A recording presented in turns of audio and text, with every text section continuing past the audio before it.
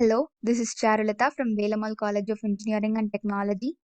This is a project for Skyfi Labs for the topic machine learning using Python. The problem is to predict the prices of the houses using linear regression. Regression is a kind of supervised learning in which the format of data is both the input and output pairs. So first of all, we import the necessary libraries, which includes NumPy, Pandas, and the Matplotlib. We also import the dataset from the sklearn library. So we load the dataset and we describe the dataset.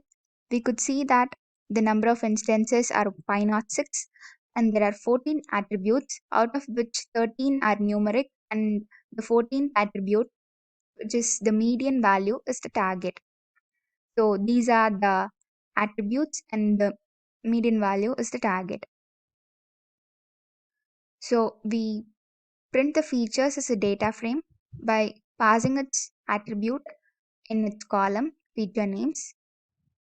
Similarly, we print the target as a data frame by passing the target as a column. We can find the maximum and minimum using the max and min function respectively.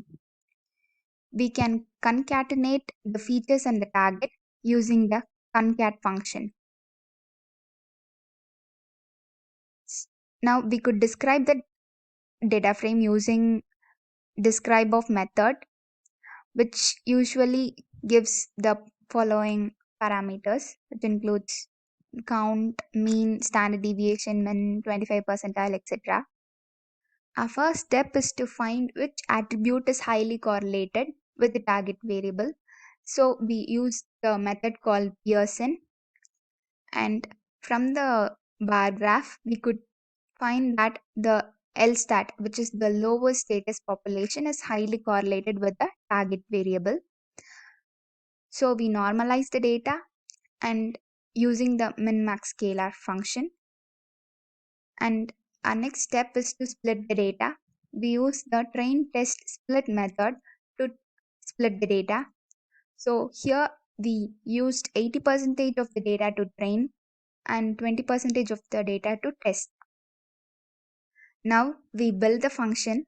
So the three functions that constitute the model are error, update, and gradient descent. So the error function returns the mean squared error in the predicted values for the given m and c. The update function changes the values for m and c. And the gradient descent function implements the gradient descent. It stops when the e value is less than the error threshold. We initialize the parameters and we call the gradient descent function. We print the values of the slope and the constant. Now we visualize the data. We could see that the LSTAT is negatively correlated. We also plot it for error and iterations. So we could see that as the number of iterations increases, the error gradually decreased. Next, we predict it and we use the mean squared error method and we pass the attributes as testing data and the predicted data. Again, we visualize the data for the predicted values. That's it. Thank you.